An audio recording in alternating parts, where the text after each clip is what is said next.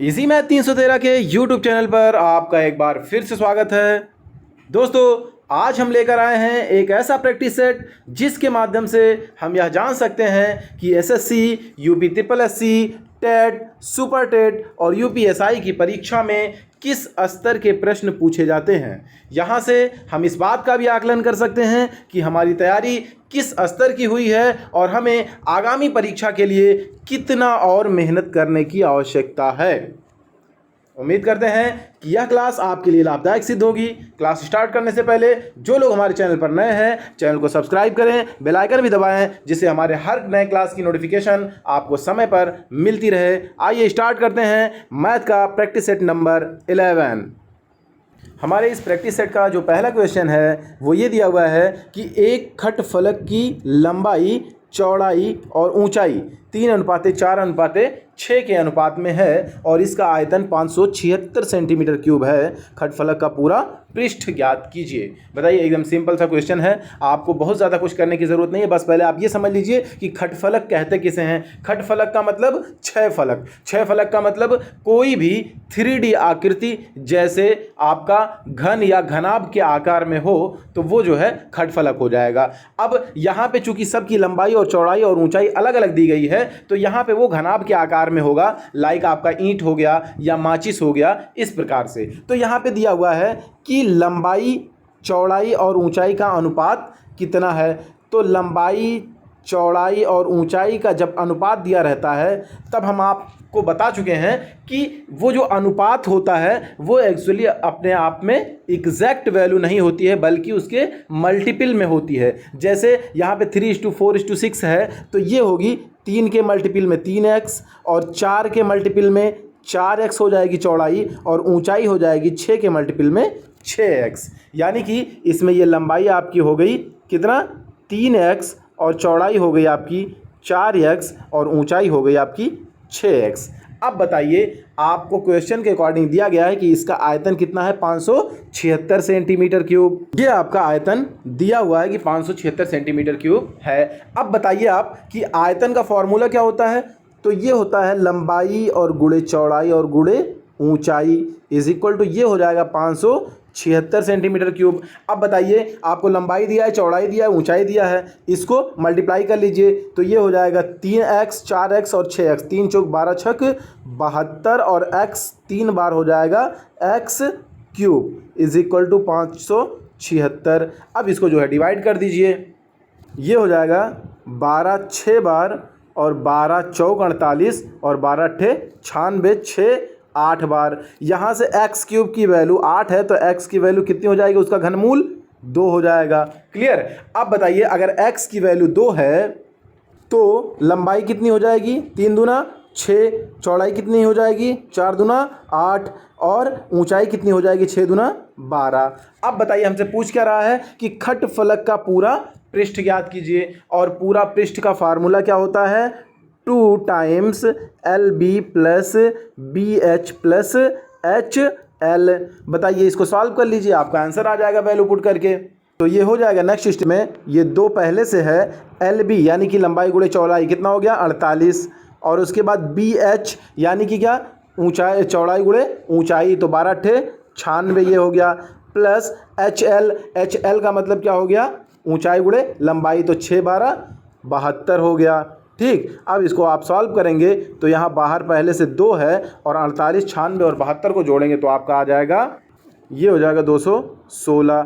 अब इसको जब मल्टीप्लाई कर लेंगे तो 216 दूना 432, ये आपका सही आंसर हो जाएगा, ऑप्शन नंबर सी। आइए देखते हैं नेक्स्ट क्वेश्चन स्टार्ट करते हैं। नेक्स्ट क्वेश्चन हमारा दिया हुआ है कि x² + 3qx - 2q का अगर एक गुणक दिया हुआ है कि x - 2 है तो q का मान आपको ज्ञात करना है। अगर ऐसी स्थिति में हमने आपका बताया है कि अगर गुणनखंड होता है तो इसका मतलब क्या होता है कि अगर x - 2 एक गुणनखंड है तो इसकी वैल्यू 0 होगी। तो x बराबर कितना, 2 अगर हम रखते हैं तो इस टोटल की वैल्यू 0 हो जानी चाहिए। तो रख देते हैं x² + 3qx - 2q दिया हुआ है। अगर हम x की जगह क्या लिख दें, 2, तो ये 2 का स्क्वायर यानी कि 4 हो जाएगा, प्लस 3qx का मतलब 3 दूना 6q और फिर -2q पहले से है इज इक्वल टू, इसको कितना करना है 0 हो जाएगा। क्यों? क्योंकि ये गुणनखंड है। बताइए अब ये जो वैल्यू होगी क्या हो जाएगी, 6q में से 2q घटाएंगे तो कितना हो जाएगा, 4q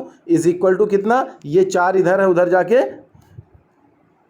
-4 हो जाएगी और इसको कैंसिल करेंगे तो q की वैल्यू हो जाएगी -1। सही आंसर हो जाएगा ऑप्शन नंबर डी। आइए देखते हैं नेक्स्ट क्वेश्चन। नेक्स्ट क्वेश्चन दिया हुआ है कि एक वृत्त के अंदर एक वर्ग की भुजा की लंबाई a√2 यूनिट है तो वृत्त की परिधि ज्ञात कीजिए। बताइए ये इस प्रकार का एक वृत्त दिया हुआ है, इसके अंदर क्या बना हुआ है, वर्ग बना हुआ है और इस वर्ग की बात कर रहा है कि इस वर्ग के जो भुजा की लंबाई है वो कितनी है, a√2 है। तो आप हमको बता दीजिए कि ये जो है भुजा की लंबाई अगर a√2 है तो हमको चूंकि व्यास ज्ञात करना है तो ये इसके जो है सेंटर से होके जाएगा, तो ये जो व्यास है इसका विकर्ण हो जाएगा। और चूंकि हम जानते हैं कि जो वर्ग का विकर्ण होता है वो फार्मूला होता है क्या, भुजा√2। तो भुजा अगर आपको दी गई है कितनी, a√2 पहले से दी हुई है तो भुजा की जगह हम क्या लिख देंगे, a√2 और इंटू √2। तो ये विकर्ण आपका कितना हो जाएगा, 2a। अगर ये विकर्ण आपका टोटल यहाँ से लेके यहाँ तक 2a हो गया तो आप हमको बताइए कि इसकी जो त्रिज्या बनेगी, यानी कि अगर व्यास 2a हो गया तो त्रिज्या कितनी हो जाएगी, r की वैल्यू a हो जाएगी। अगर ये r की वैल्यू a हो गई तो देखिए हमसे क्वेश्चन में क्या पूछ रहा है, वृत्त की परिधि, परिधि बराबर क्या होता है, 2πr, ये फॉर्मूला होता है। तो 2πr की जगह a हो गया वैल्यू, तो 2πa सही आंसर हो जाएगा ऑप्शन नंबर ए। आइए देखते हैं नेक्स्ट क्वेश्चन। नेक्स्ट क्वेश्चन हमारा दिया हुआ है कि sin a plus b is equal to sin a cos b plus cos a sin b। तो साइन 75 डिग्री का मान बताइए। इसको हम ब्रेक कर लेते हैं सिंपली। अगर साइन 75 को हम ये लिख दें साइन 45 प्लस 30, तो अगर ये इतना हो गया तो इसको फॉर्मूले पे पुट कर देंगे। ये sign A cos B plus cos A sine B दिया हुआ है, तो ये हो जाएगा साइन ए का मतलब 45, कॉस बी का मतलब 30। ठीक, अब बताइए प्लस अगले स्टेप में क्या हो जाएगा, कॉस ए साइन बी, यानी कि कॉस 30 और साइन 45, कॉस 30 और साइन 45। यहाँ से वैल्यू पुट करेंगे और आंसर फाइंड कर लेंगे। तो ये हो जाएगा साइन 45 की वैल्यू कितनी होती है, 1/√2 इंटू कॉस 30 की वैल्यू क्या होती है, √3/2 प्लस नेक्स्ट स्टेप में हो जाएगा कॉस 45 की वैल्यू भी 1/√2 ही होती है और साइन 30 की वैल्यू क्या होती है, 1/2। इसी को सॉल्व कर लेंगे, हमारा आंसर आ जाएगा। ये हो जाएगा इन द नेक्स्ट स्टेप, ये 2√2 यहाँ से हो गया और यहाँ पे √3 हो गया और इसको लिख सकते हैं 1/2√2। हर पहले से बराबर है तो इसमें कुछ करना नहीं है, 2√2 नीचे है और ऊपर क्या हो जाएगा, √3 और प्लस 1। सही आंसर कौन सा हो जाएगा, √3 + 1 2√2, ऑप्शन नंबर सी। आइए देखते हैं नेक्स्ट क्वेश्चन। नेक्स्ट क्वेश्चन हमारा दिया हुआ है, सिंपल सा है। ए बी सी एक समकोण त्रिभुज है, बी पर समकोण बना हुआ है, ये बी पर समकोण है और कोण ए 60 डिग्री का है और ए बी 20 है। तो भुजा बी सी और सी ए का अनुपात, यानी कि इसका और इसका रेशियो पूछा जा रहा है। तो सिंपली क्या करेंगे, अगर हम इसको एंगल 60 मानते हैं तो ये tan 60 इज इक्वल टू हमारा क्या हो जाएगा, बताइए। इसके सामने की भुजा लंब होगी तो लंब बटे आधार होता है, तो लंब मान लीजिए ये आपका BC पहले से दिया हुआ है, अपान आधार कितना हो जाएगा, 20 सेंटीमीटर। तो ये टोटल हो गया, tan 60 की वैल्यू होती है √3 और 20 इधर गुणा है, इधर आके भाग है तो इधर गुणा हो जाएगा इक्वल टू BC। तो BC की वैल्यू कितनी हो गई, 20√3। अब अगर चाहे पाइथागोरस प्रमेय से निकाल लें और चाहे फिर से एक बार साइन थीटा लगा दें तो ये हो जाएगा लंब बटे कर्ण। ऐसी स्थिति में ये आपका आ जाएगा 40। अब बताइए आपसे पूछ क्या रहा है कि BC और CA की वैल्यू क्या होगी। तो BC कितना दिया हुआ है, 20√3 अपान CA 40 है। अब बताइए तो ये कितना हो जाएगा, 20 दो बार, तो यहाँ पे ऊपर बचा √3 और नीचे बटा 2, तो इसी को क्या ले सकते हैं, √3:2। सही ऑप्शन हो जाएगा हमारा ऑप्शन नंबर 4। आइए देखते हैं नेक्स्ट क्वेश्चन। नेक्स्ट क्वेश्चन हमारा दिया हुआ है कि tan 2θ into tan 3θ is equal to 1। इसमें थीटा की वैल्यू कह रहा है कि 0 से बड़ी होगी और 90 से कम होगी, थीटा का मान पूछ रहा है। अब बताइए सिंपल सा क्वेश्चन है, एकदम कुछ नहीं करना है। tan 2θ into tan 3 theta is equal to 1 ये दिया हुआ है। अब क्या करें, अगर हम tan 2 थीटा को यहीं पे रहने दें तो ये आपका tan 3 थीटा उधर जाएगा और ये हो जाएगा 1 अपान tan 3 थीटा। अब अगर ये 1 अपान tan 3 थीटा हो गया तो इसी को क्या लिख सकते हैं, cot थीटा लिख सकते हैं कि नहीं, cot थीटा लिख सकते हैं कि नहीं, क्लियर। अब बताइए, सॉरी 3 थीटा हो जाएगा। अब इन द नेक्स्ट स्टेप ये हो जाएगा tan 2 theta is equal to, इधर ये है क्या, cot 3 थीटा। अब इस cot 3 थीटा को हम क्या लिख सकते हैं, tan 90 माइनस 3 थीटा। क्यों, क्योंकि आप जानते हैं कि cot 3 theta, cot theta is equal to क्या होता है, tan 90 माइनस थीटा, या इसी का उल्टा होता है कि tan theta is equal to क्या होता है, cot 90 माइनस थीटा। तो अब यहीं पे आप इसकी वैल्यू पुट कर देंगे तो ये हो जाएगा tan 90 माइनस 3 थीटा। अब आप हमको बताइए कि अगर ये tan 2 थीटा है और ये tan 90 माइनस थीटा है तो इसकी वैल्यू जो होगी वो सेम होगी क्योंकि दोनों tan है। तो यहाँ से हो गया कि 2 थीटा की वैल्यू क्या हो जाएगी, 90 माइनस 3 थीटा। अब ये 3 थीटा और ये 2 थीटा मिल के कितना हो गया, 5 थीटा इज इक्वल टू 90 और 5 इंटू 18 इज इक्वल टू 90, तो थीटा इज इक्वल टू 18 हो जाएगा। सही आंसर हो गया आपका 18 डिग्री। आइए देखते हैं नेक्स्ट क्वेश्चन। नेक्स्ट क्वेश्चन हमारा दिया हुआ है कि एक कक्षा में 2 सेक्शन हैं जिसमें 20 और 30 विद्यार्थी हैं। इसका मतलब टोटल जो विद्यार्थी होंगे वो 50 होंगे। एक सेक्शन में अगर 20 हैं तो दूसरे सेक्शन में 30 दिया हुआ है।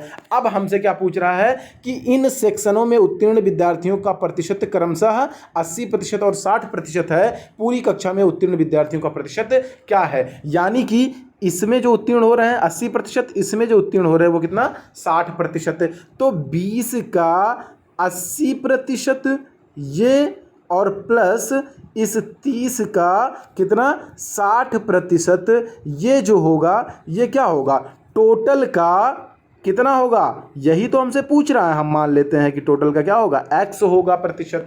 तो इसी को सॉल्व कर लेते हैं, हमारा आंसर आ जाएगा। तो ये हो जाएगा, इसको कट पीट कर लीजिए तो ये हो जाएगा 20 4 बार और 20 5 बार, 5 यहाँ से हो जाएगा 4 बार। ये हो जाएगा 20 3 बार और 20 5 बार, और ये 5 यहाँ से हो जाएगा 6 बार। यानी कि ये टोटल हो जाएगा 4 चौक 16 और प्लस ये हो जाएगा 6 त्रिक 18 इज इक्वल टू आपका हो जाएगा ये 2 बार, यानी कि x और बटे 2। इन द नेक्स्ट स्टेप क्या करेंगे, इसको जोड़ लेंगे। 16 और 18 मिलके कितना हो जाएगा, ये हो जाएगा 34, और ये चूंकि जो 2 से इधर भाग है इधर आके गुणा हो जाएगा इज इक्वल टू x। और 34 दूना कितना होता है, 2 चौक 8 2 तियाँ 6। सही आंसर हो जाएगा आपका 68 और ऑप्शन नंबर बी सही हो जाएगा। आइए देखते हैं नेक्स्ट क्वेश्चन। नेक्स्ट क्वेश्चन हमारा दिया हुआ है कि 16 वर्ष पहले मेरे नाना की आयु मुझसे 9 गुना अधिक थी। अब 8 वर्ष, अब से 8 वर्ष में उनकी आयु मुझसे 3 गुना हो जाएगी। 8 वर्ष पहले मेरी आयु का मेरे नाना की आयु से अनुपात पूछा जा रहा है। ऐसी स्थिति में इसमें आपको प्रेजेंट एज पे ज़्यादा फोकस करना होता है। तो मान लिए प्रेजेंट एज, प्रेजेंट टाइम में जो स्थिति थी वो जो है क्या थी, कुछ नहीं पता, क्वेश्चन के अकॉर्डिंग देखते हैं। देखिए 16 वर्ष पहले की बात कर रहा है, नाना की आयु मुझसे 9 गुना अधिक थी, यानी कि यहाँ से 16 वर्ष पहले की बात कर रहा है। मेरी आयु मान लिया कितनी थी, x थी, और मेरे नाना की आयु कितनी हो जाएगी फिर 9 गुना अधिक, यानी कि 9x। अब ये चूंकि 16 वर्ष पहले की बात है तो 16 वर्ष बाद की क्या स्थिति होगी, यानी कि प्रेजेंट टाइम की क्या स्थिति होगी, मेरी आयु 16 वर्ष हो जाएगी और मेरे नाना की आयु हो जाएगी 9x प्लस 16 वर्ष। आगे कह रहा है कि अब से 8 वर्ष में उनकी आयु कितनी हो जाएगी, मुझसे 3 गुना हो जाएगी। यानी कि अब से 8 वर्ष, यानी कि ये +8, यानी कि अगर इसमें +8 करेंगे तो x प्लस 16 और 8 कितना हो जाएगा, 24 साल।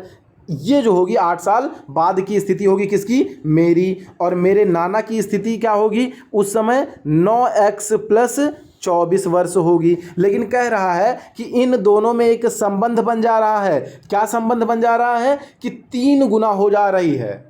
उनकी आयु जो है मेरी आयु से 3 गुना हो जा रही। यानी कि अगर मेरी आयु की 3 गुना मेरे नाना की उम्र है तो ये मेरी आयु और नाना की उम्र बराबर हो सकती है क्या? नहीं हो सकती है। क्यों? क्योंकि ये पहले से 3 गुना है। तो क्या करते हैं, हम अपनी आयु को भी 3 गुना कर लेते हैं। ऐसी स्थिति में ये इक्वेशन बैलेंस हो जाएगा। अब क्या करेंगे, इसी को सॉल्व कर लेंगे। तो ये हो जाएगा, ये डिस्ट्रीब्यूशन लॉ लग जाएगा। यहाँ से हो जाएगा 3x + 24 तियाँ 72 is equal to 9x + 24। अब इसी को सॉल्व कर लेंगे। ये हो जाएगा 9x और 3x आपस में माइनस हो जाएंगे, आ जाएगा 6x और 72 में से 24 माइनस हो जाएगा, ये हो जाएगा 48 और 6 कितनी बार? 8 बार। यानी कि x की वैल्यू कितनी हो गई? 8। अब आप हमको बता दीजिए कि अगर x की वैल्यू 8 आ चुकी है तो आपसे क्वेश्चन क्या पूछ रहा है कि 8 वर्ष पहले मेरी आयु का मेरे नाना की आयु से अनुपात क्या था। ये हमारी क्या है? प्रेजेंट एज है। ये हमारे नाना की प्रेजेंट एज है। तो 8 वर्ष पहले हमारी एज कितनी होगी? x + 16 में से 8 जाएगा 8 और हमारे नाना की जो आयु होगी वो क्या होगी? 9x + 16 में से 8 जाएगा तो कितना हो जाएगा? 8। ये एज का अनुपात होगा और x की वैल्यू चूंकि 8 पता चल चुका है तो यहाँ से 8 और 8 मिलके 16 हो जाएगा और ये हो जाएगा 8 9 72 8 80। यानी कि 16 एक बार और 16 5 बार। तो ये जो रेशियो बन के आएगा ये कितना बन के आएगा? 1:5। सही आंसर हो जाएगा ऑप्शन नंबर डी। आइए देखते हैं नेक्स्ट क्वेश्चन। नेक्स्ट क्वेश्चन हमारा दिया हुआ है कि यदि एक सम बहुभुज में इसका एक आंतरिक कोण उसके बाह्य कोण से 132 अंश बड़ा है तो उस बहुभुज की भुजाओं की संख्या ज्ञात कीजिए। देखिए एक सिंपल सा हम जानते हैं, अगर बहुभुज में कितने भी कोण बन रहे हैं कोई इशू नहीं है। आप ये चीज़ जरूर जानते होंगे कि अगर एक सिंपल सा हम ट्रायंगल ही ले लेते हैं तो आप हमको बताइए कि इसके आंतरिक कोण और बाह्य कोण में क्या फ़र्क होता है कि इन दोनों को अगर हम जोड़ेंगे ये टोटल कितना होता है? 180 अंश होता है। और अकॉर्डिंग टू क्वेश्चन ये कोई भी बहुभुज होता है सब पे अप्लाई होता है। अकॉर्डिंग टू क्वेश्चन क्या है कि एक समबाहुभुज है, इसका एक आंतरिक कोण उसके बाह्य कोण से 132 अंश बड़ा है। यानी कि अगर इसके बाह्य कोण को हम x माने तो आंतरिक कोण कितना हो जाएगा? x + 132। यही तो क्वेश्चन कह रहा है कि बाह्य कोण से कितना बड़ा है? 132 अंश बड़ा है आंतरिक कोण। तो क्या करेंगे, और हम जानते हैं इन दोनों को जोड़ेंगे तो 180 अंश आना चाहिए। तो पहला कोण x है, दूसरा कोण क्या है? x + 132 है। इनको जोड़ेंगे कितना आना चाहिए? 180। तो ये हो जाएगा 2x = 180 में से 132 माइनस हो जाएगा, ये हो जाएगा 48। तो ये हो जाएगा कितना? 2 कितनी बार? 24 बार। यानी कि x की वैल्यू कितनी आ गई? 24। अब अगर x की वैल्यू 24 आ गई तो इस बहुभुज का आंतरिक कोण कितना हो जाएगा? 24 + 132। यानी कि 24 + 132 करेंगे तो ये आ जाएगा कितना? 156 डिग्री। ये क्या है? बहुभुज का आंतरिक कोण। और हम क्या जानते हैं कि बहुभुज का जो आंतरिक कोण होता है उसका जो फार्मूला होता है वो कितना होता है? n-2 गुणे 180 और बटे n होता है। और यही वैल्यू 156 के बराबर दिया गया है। तो क्या यहाँ से हम n नहीं फाइंड कर लेंगे? सॉल्व कर लीजिए, आंसर आ जाएगा। ये जो n नीचे है ये उधर जाके मल्टीप्लाई हो जाएगा और इधर ये डिस्ट्रीब्यूशन लॉ से मल्टीप्लाई हो जाएगा। तो इधर आ जाएगा 180n माइनस 180 दुना कितना हो जाएगा? 360 इज इक्वल टू कितना? 156 और n हो जाएगा। अब 180n और 156n माइनस हो जाएगा तो ये बचेगा कितना? ये हो जाएगा 24n इज इक्वल टू कितना हो जाएगा? 360। इसको अगर डिवाइड कर देंगे तो कितनी बार जाएगा? 24 एक बार, बचा 12, 24 पंजे 120। तो ये हो गया n की वैल्यू कितना? 15। और यही n जो है ये क्या है? भुजाओं की संख्या है और यही हमसे पूछा जा रहा है। तो सही आंसर हमारा हो जाएगा कितना? 15। ऑप्शन नंबर सी हो जाएगा। आइए देखते हैं नेक्स्ट क्वेश्चन। नेक्स्ट क्वेश्चन हमारा दिया हुआ है कि ये एक व्यक्ति ने चावल की 7 बोरियां 800 रुपये प्रति बोरी की दर से, और ये जो है नेक्स्ट स्टेप में 8 बोरियां है कितना? 1000 प्रति बोरी की दर से, और 5 बोरियां है 1200 रुपये प्रति बोरी की दर से खरीदी गई। चावल की एक बोरी की औसत लागत आपसे पूछा जा रहा है। तो क्या करेंगे? 7 बोरी अगर खरीदी गई 800 के रेट से तो टोटल कितना हो जाएगा? 5600। क्लियर। नेक्स्ट स्टेप में अगर 8 बोरी खरीदी गई 1000 के रेट से तो टोटल कितना हो जाएगा, 8000 हो जाएगा। नेक्स्ट स्टेप क्या कह रहा है कि अगर 1200 खरीदी गई 5 बोरियां तो 1200 के रेट से ये हो गया 12 पंजे 60 यानी कि 6000।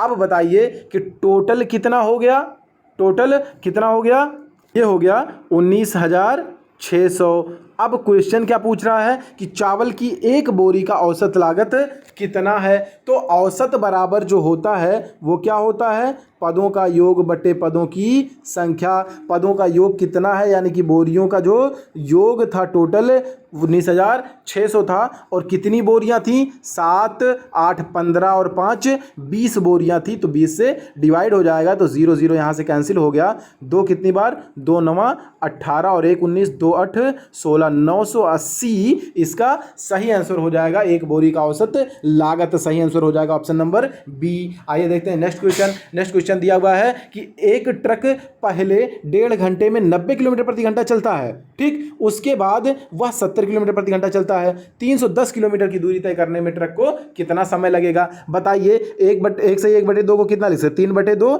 घंटे में अगर 90 की रफ्तार से चल रहा है, 90 किलोमीटर प्रति घंटा की रफ्तार से चल रहा है तो कितनी दूरी तय करेगा। दूरी बराबर क्या होता है, समय गुणे चाल। तो ये समय हो गया, ये चाल हो गया, मल्टीप्लाई कर दिया तो 2 45 बार और 45 दिया 135। ये इतना किलोमीटर चल चुका 1.5 घंटे में। आगे कह रहा है कि उसके बाद 70 किलोमीटर प्रति घंटा चलता है। कितनी देर चलता है नहीं पता है, वही तो हमसे पूछ रहा है। तो मान लिया कि x घंटे चलता है किस स्पीड से, 70 की स्पीड से। तो हमारा टोटल ये हो जाएगा कितना, 70x।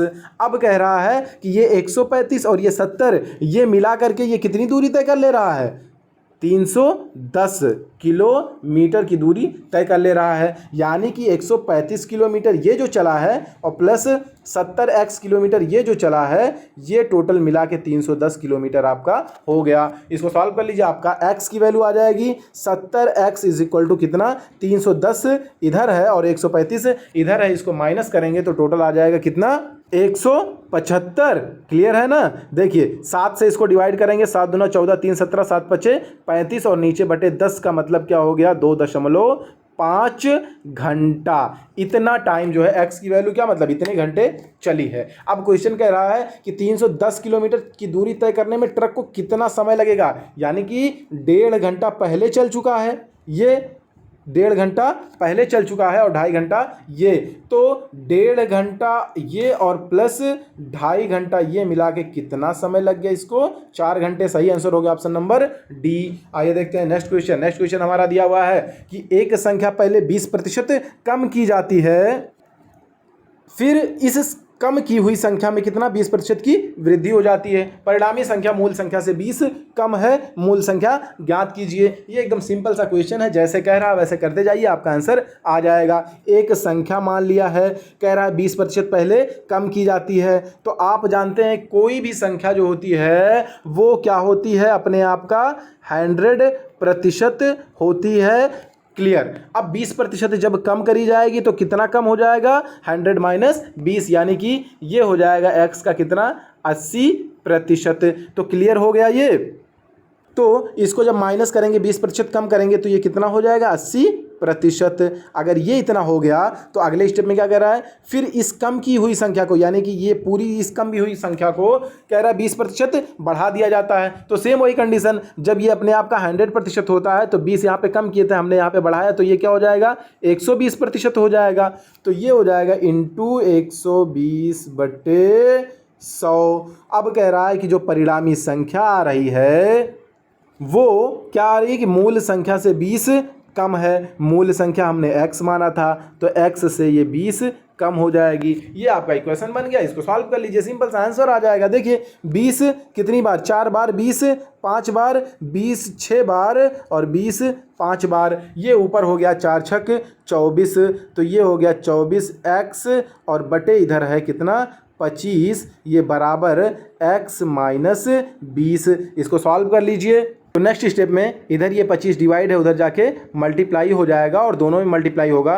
तो इधर है 24x इज इक्वल टू ये हो जाएगा 25 x माइनस 25 और 20 का गुणा हो जाएगा 500 हो जाएगा। अब आप हमको बताइए कि ये इधर 25x है और इधर 24x है, मिला के कितना हो जाएगा x, और इधर 500 माइनस में इधर आके प्लस में 500, तो सही आंसर हमारा x की वैल्यू क्या हो जाएगी 500। तो ऑप्शन नंबर सी सही हो जाएगा। नेक्स्ट क्वेश्चन देखते हैं। नेक्स्ट क्वेश्चन दिया हुआ है, एक इंजन के अगले पहिए का व्यास कितना है 2x सेंटीमीटर। अगर ये 2x सेंटीमीटर व्यास है तो त्रिज्या कितनी हो गई x सेंटीमीटर कह रहा। और पिछले पहिए का व्यास कितना है 2y सेंटीमीटर, यानी कि अगर व्यास 2y है तो त्रिज्या y सेंटीमीटर हो जाएगी। समान दूरी तय करने के लिए यदि अगला पहिया n बार घूमता है, कितनी बार n बार, तो पूछ रहा है कि पिछला पहिया कितनी बार घूमेगा। तो अगर ये एक चक्कर घूमेगा तो कितना अपने परिधि के बराबर घूमेगा, तो इसकी परिधि क्या हो जाएगी 2 पाई r। परिधि का फार्मूला होता है वृत्त की परिधि का फार्मूला। अब क्वेश्चन में कह रहा है कि ये n बार घूमता है, तो हमने मान लिया कि ये a बार या मान लिया t बार घूमता है।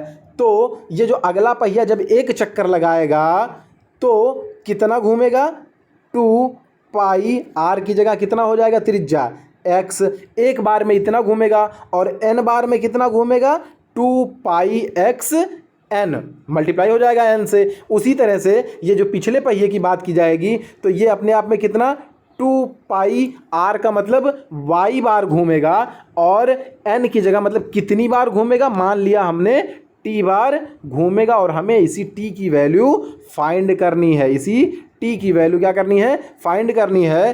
तो अकॉर्डिंग टू क्वेश्चन ये कह रहा है कि दोनों क्या समान दूरी तय कर रहे हैं, तो समान दूरी अगर तय कर रहे हैं तो दोनों की दूरियां बराबर हो गई। अब बताइए कि इसको अगर t की वैल्यू हमको फाइंड करनी है तो 2 पाई और 2 पाई यहाँ से कैंसिल हो गया, यहाँ बचा x n upon y is equal to t. सही आंसर क्या हो जाएगा x n upon y bar. आइए देखते हैं नेक्स्ट क्वेश्चन। नेक्स्ट क्वेश्चन हमारा दिया हुआ है कि 80 और 90 के बीच की सभी अभाज्य संख्याओं का गुणनफल ज्ञात कीजिए। तो बताइए 80 और 90 के बीच में, यानी कि 80 हम छोड़ दिए, 81 अभाज्य संख्या है नहीं, क्यों, क्योंकि 81 जो है ये 9 से कट जाएगी, 3 से कट जाएगी, इसलिए ये अभाज्य नहीं है। उसी प्रकार से 82 भी अभाज्य नहीं है, 83 ये जो है एक अभाज्य संख्या है, और 84 भी अभाज्य है, 85 भी भाज्य। तो 83 जो है ये हमारा एक अभाज्य हो गया। अगली संख्या 84 85 नहीं है, 86 भी नहीं है, और 87 जो है 8 7 15 यानी कि 3 से 87 जो है वो क्या 3 से कट जाएगा, इसलिए ये भी क्या है भाज्य संख्या है। और हमारी जो बच रही है 88 के बाद 89 ये एक अभाज्य संख्या है। यानी कि हमारी जो 80 से 90 के बीच में अभाज्य संख्याएं मिली वो कितनी मिली, सिर्फ 2 संख्याएं मिली 83 और 89, और इन दोनों का मल्टीप्लिकेशन हमसे पूछ रहा है। क्या पूछ रहा है गुणनफल पूछ रहा है। तो गुणनफल फाइंड कर लीजिए, इन दोनों को गुणा कर लीजिए। अब तुम लोगों को गुणा भी सिखाना पड़ेगा। देखिए इसको गुणा करते हैं ऐसे, इसको मल्टीप्लाई किया, 3 9 27, 7 हासिल आया 2, 3 8 24 और 9 8 72, 24 और 72 कितना हुआ 96 ये आ गया, और 2 पहले से बचा हुआ है, मिला के 98, और 98 के 8 हासिल आया 9, 8 8 64 और 9 73। सही आंसर हो गया हमारा 73 87, ऑप्शन नंबर सी। आइए देखते हैं नेक्स्ट क्वेश्चन। एक रेलगाड़ी हावड़ा से बंडेल तक 20 किलोमीटर प्रति घंटा की औसत गति से जाती है। फिर नेक्स्ट स्टेप में कह रहा है कि और 30 किलोमीटर प्रति घंटा की औसत गति से वापस आ जाती है। गाड़ी की पूरी यात्रा की औसत गति क्या है बताइए। सिंपल, यहाँ मान लीजिए है हावड़ा, यहाँ है बंडेल, हावड़ा से बंडेल तक जा रही है और यहाँ से वापस आ जा रही है, यानी कि दूरी सेम तय कर रही है। तो अब चूंकि पूछा जो जा रहा है वो औसत गति पूछा जा रहा है, और औसत गति, हालांकि जो औसत गति का फार्मूला बनता है ये होता है कुल चली गई दूरी और बटे कुल लगा समय।